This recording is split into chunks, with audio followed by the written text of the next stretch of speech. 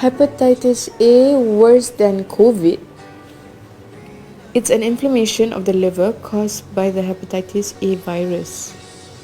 Very contagious and transmitted through food or water. Huh?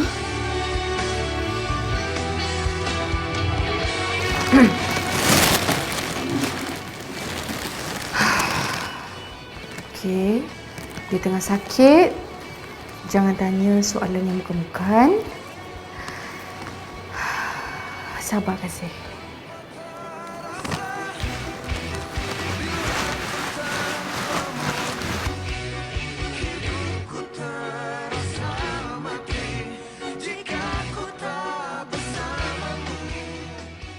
Awak kena makan tau.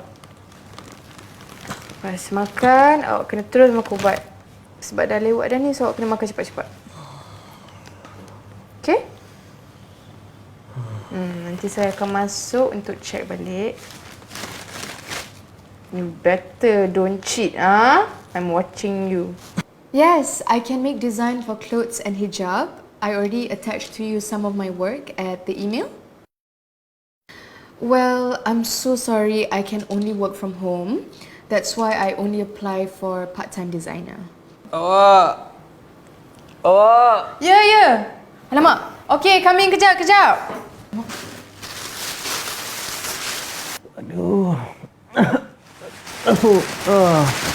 Kenapa? Kepala saya sakit. Ambil ubat Sakit? yang doktor bagi tu. Mana boleh awak macam tu? Makan ubat tak ikut aturan, bahaya. Sakit sangat ni. Tolonglah, please. Okey, saya urut. Awak kena awak sakit tu. Saya urut. Sini, saya urut. Sini. Okey.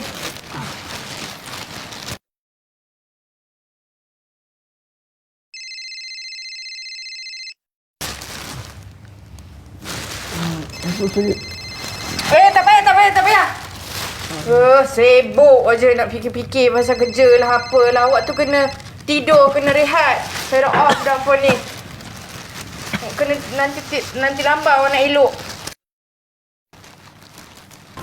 Assalamualaikum.